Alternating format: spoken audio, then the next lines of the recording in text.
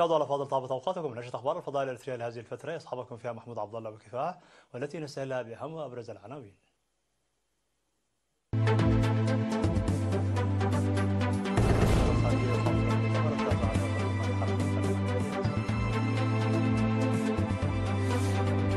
البلاد تحتفل بعيد القطاس.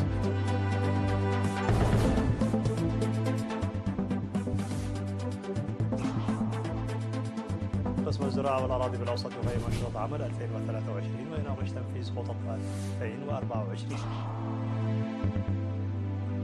إيران تتهم إسرائيل بتنفيذ ضربة على دمشق وتتوعد بالانتقام. إيران تطلق القمر الصناعي لنظام عمل يثير مخاوف القلق.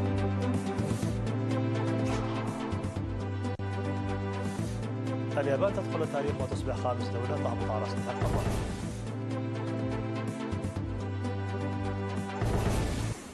مرحبا بكم من العناوين إلى التفاصيل. خاطب معالي وزير الشؤون الخارجية السيد عثمان صالح المؤتمر التاسع عشر لقمة دول حركة عدم الانحياز، والتي عقدت في العاصمة اليوغندية كمبالا خلال يومي التاسع عشر والعشرين من يناير. وسلط الوزير عثمان الضوء على أهمية موضوع تعزيز التعاون من أجل رخاء عالمي مشترك، مشددا على أهمية التعاون الحقيقي والالتزامات الجديدة في الوقت الذي تمر فيه البشرية بفترة صعبة للغاية فيما يتعلق بالسلام والأمن الدوليين والأزمة الاجتماعية والاقتصادية والبيئية المتفاقمة. وقال أن الصراعات المسلحة والانقسامات الجيوسياسية وعدم المساواة الاجتماعية والاقتصادية والتأثير الشديد لتغير المناخ والأوبئة في النصف الجنوبي من الكرة الأرضية عرض حياة الملايين من الشعوب المهمشة لمشاكل غير مسبوقة.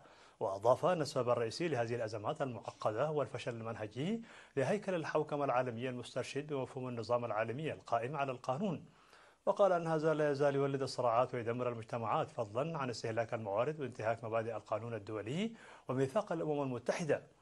وقال معالي الوزير عثمان أن المؤسسات الحالية للاقتصاد العالمي هي مثال على النظام الدولي غير العادل وغير المتماسك، موضحا بأنه قد تم اختراعه لزيادة فقر الدول من خلال استغلال الاقتصاد والموارد الدولية. وإفريقيا التي تمتلك 60% من الموارد الطبيعية في العالم هي مصدر للمواد الخام الرخيصة لما يسمى بالبلدان الأقل نمواً، فيما تبيع الدول الصناعية منتجاتها ذات القيمة المضافة بأسعار مرتفعة للغاية، مما يعرض ذلك معظم الدول الإفريقية لنقص تجاري حاد وفقر مدقع. وأضاف الوزير عثمان أن إريتريا ليست في مأمن من هذه المعاملة غير العادلة والنظام الدولي القمعي والاحتكار الدكتاتوري. وبينما كانت معظم الدول الإفريقية تنال استغلالها، تعرض شعب إريتريا للخضوع قسرا للحكم الاستعماري الأثيوبي بسبب السياسات الخاطئة والمتضاربة للولايات المتحدة الأمريكية. وأنه حتى بعد عقود من الاستقلال الذي حصلنا عليه بشق الأنفس، فإنه لا يزال ضحية لهذه السياسات الشريرة. لقد ظلت إريتريا وشعبها ضحية لعقوبات الأمم المتحدة غير المبررة منذ ما يقرب من 10 سنوات. وأن العقوبات غير القانونية والأحادية التي تفرضها الولايات المتحدة والاتحاد الأوروبي لا تزال سارية ضد إريتريا والشعب الإريتري. وشدد على أن هذه الإجراءات غير القانونية تتعارض مع ميثاق الأمم المتحدة ومبادئ القانون الدولي، ويجب إدانتها وإلقاؤها من قبل حركة عدم الانحياز.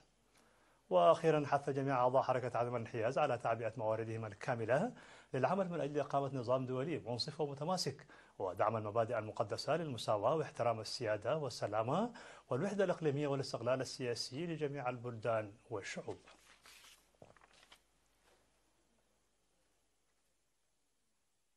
احتفلت البلاد اليوم 20 من يناير بعيد القطاس بحضور المطارنة وممثلي البطريركية ومسؤولي الأبرشية في أسمرة والقساوسة وإدارات الرعاية وممثلي الأديرة، فضلا عن المسؤولين الحكوميين والدبلوماسيين وآلاف المؤمنين.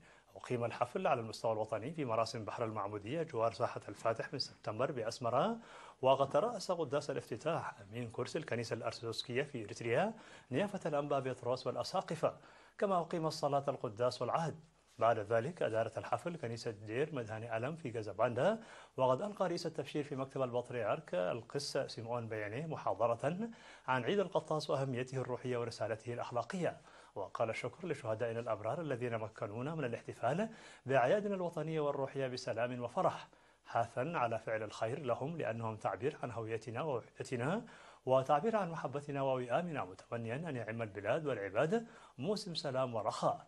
وقد تجمعت الكنائس ليلة التاسع عشر من يناير في بحر القطاس، وقام المعلمون بالطقوس الخاصة بتلك الليلة، وبعد الصلوات وتقديم النصائح والبركات تمت مباركة بحر المعمودية من الزوايا الأربع بقيادة نيافة الأنبا بطرس والأساقفة. أخيرا بعد أن سكب قداسته الماء من بحر المعمودية عادت الكنائس إلى معابدها إذانا بنهاية الاحتفال. وتم بث الحفل الذي استمر 3 ساعات على الهواء مباشرة عبر إذاعة صوت الجماهير الإريترية والفضائية. عقد قسم الزراعة والأراضي بالإقليم الأوسط اجتماعا يوم 18 من يناير لمراجعة أنشطة عمل 2023 ومناقشة تنفيذ خطط 2024. قال ممثل الإدارة السيد أسرات هايلي في التقرير الذي قدمه أن أمطار شهري أكتوبر ونوفمبر أثرت سلبا على المحصول، لكنها ساهمت بشكل كبير في إثراء محتويات السدود. وفيما يتعلق بوضعية الآفات قال أنه تم رصد الجراد في 1385 هكتارا ودودة الحشد في 362 هكتارا.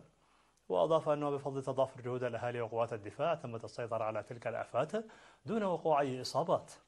وأشار إلى أنه تم قرص أكثر من 2,000,000 شتلة من شتول الأشجار بحلول عام 2023 10% منها محلية، مضيفا أنه على الرغم من أن مشاركة قوات الدفاع في أنشطة التشجير كانت كبيرة إلا أن التشجير الجماعي لم يكن بالمستوى المطلوب. وقال الرئيس التنفيذي لهيئة الغابات والحياة البرية العقيد كيم فيهابتوم أن الأنشطة الزراعية لا يمكن أن تكون فعالة دون الحد من ظاهرة إزالة الغابات في القرى، داعيا إلى تنفيذ برامج جادة للتشجير ومنع تدمير الغابات. وقال الوزير الرفاهي برهي أن وزارة الزراعة أعدت خطة استراتيجية خمسية ابتداء من عام 2024 موضحا الأعمال الجارية لإنجازها. وأخيرا حث حاكم الإقليم الأوسط السيد فيساي هايلي الحكومة على مواصلة أنشطة التشجير وتعزيزها، حيث أن برامج الحفاظ على المياه والتربة هي الأساس في إثراء الموارد القابية والمنتجات الزراعية، مناشدا للدفع بها قدما.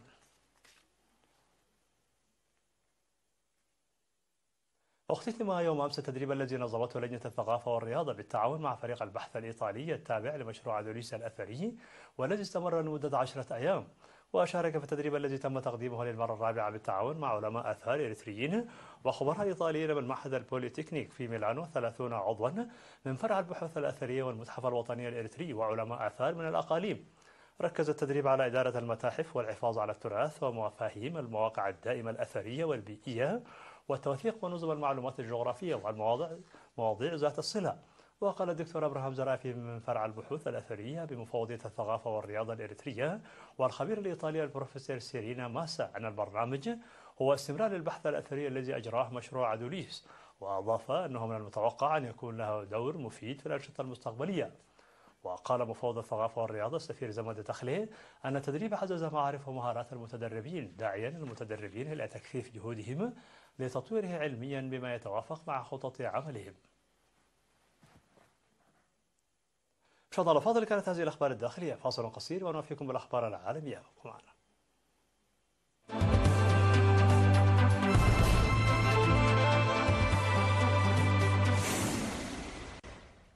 مرحبا بكم على الصعيد العالمي. اتهمت إيران إسرائيل بتنفيذ الضربة التي قتلت مسؤولا في استخبارات الحرس الثوري الإيراني ونائبه وعنصرين آخرين في دمشق، متوعدة بالانتقام في الزمان والمكان المناسبين. ودان الناطق باسم الخارجية الإيرانية ناصر كنعاني في بيانه بشدة بالعمل الإجرامي الذي نفذه الكيان الصهيوني والذي يعد محاولة يائسة لنشر عدم الاستقرار وانعدام الأمن في المنطقة. ودمرت قارة إسرائيلية على دمشق مبنى يستخدمه الحرس الثوري الإيراني، مما أسفر عن مقتل 4 إيرانيين على الأقل. وقال التلفزيون الرسمي الإيراني أن 4 مستشارين من الحرس الثوري قتلوا في الضربة. من جانبه قال الجيش السوري أن المبنى الواقع في حي المزة قرب دمشق ويخضع لحراسة مشددة دمر بالكامل، مضيفا أن القوات الجوية الإسرائيلية أطلقت الصواريخ أثناء تحليقها فوق مرتفعات الجولان. قالت إيران أنها أطلقت قمرا اصطناعيا وذلك في إطار برنامج لإطلاق الصواريخ. تخشى الدول الغربية من أن يمكن طهران من تطوير قدراتها الخاصة بالصواريخ الباليستية، كما تأتي عملية الإطلاق بعد أيام من قارات جوية متبادلة بين الجارتين إيران وباكستان. وقد أخذ القمر الاصطناعي الثريا مكانه في المدار على ارتفاع 750 كيلومترا فوق الأرض. وكانت عملية الإطلاق جزءا من برنامج للفضاء للحرس الثوري الإيراني وبرنامج إيران المدني للفضاء. وتعارض الولايات المتحدة الأمريكية أنشطة إيران المتعلقة بالصواريخ البالستية نظرا لقدرتها على حمل رؤوس نووية. نجحت مركبة الفضاء اليابانية سليم في الهبوط على سطح القمر حسب ما أعلنت عنه وكالة الفضاء اليابانية جاكسا، لتصبح اليابان الدولة الخامسة التي تهبط على القمر بعد الولايات المتحدة الأمريكية وروسيا والصين والهند. ولم يكن يتعين على هذه المركبة الفضائية الصغيرة غير المأهولة أن تهبط على سطح القمر فحسب، بل كان من المفترض أن تهبط في محيط يبلغ عرضه 100 متر فقط، مما ينطوي على درجة عالية من الدقة، ومن هنا جاء لقبها قناص القمر. وكانت المركبة سليم تدور حول القمر منذ نهاية ديسمبر، وبدأت هبوطها بسرعة تبلغ حوالي 1700 متر في الثانية. وأكدت وكالة الفضاء اليابانية أنها هبطت بنجاح وتم إجراء اتصال معها منذ ذلك الحين. وتأمل اليابان أن يساعد نجاح المحاولة في استعادة الثقة في تكنولوجيا الفضاء اليابانية بعد عدد من الإخفاقات.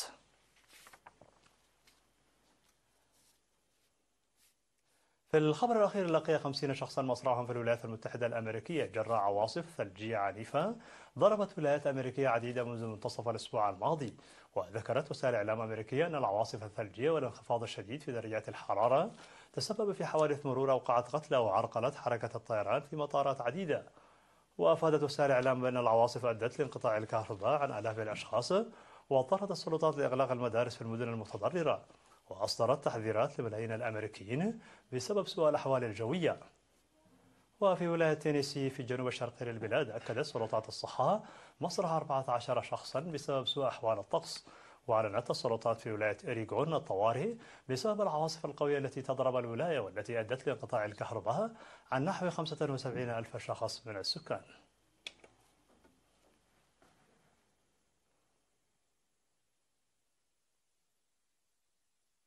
في نهاية النشر لكم تسكيل بأبرز ما جاء فيها من عناوين.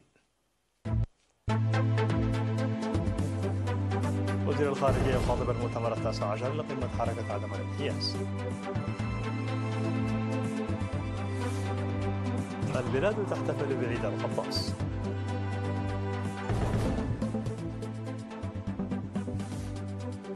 قسم الزراعة والأراضي بالأوسط يقيم أنشطة عمل 2023 ويناقش تنفيذ خطط 2024.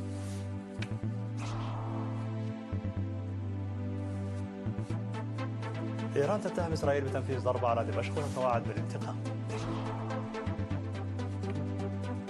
إيران تطلق قمر صناعي ضمن برنامج يثير مخاوف الغرب.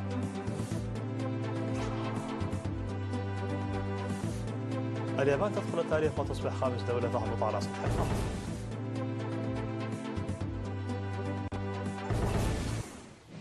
مشاهدينا الأفاضل، بهذا نكون قد وصلنا بكم إلى نهاية النشرة. شكرا على حسن المتابعة، دمتم في ألف خير.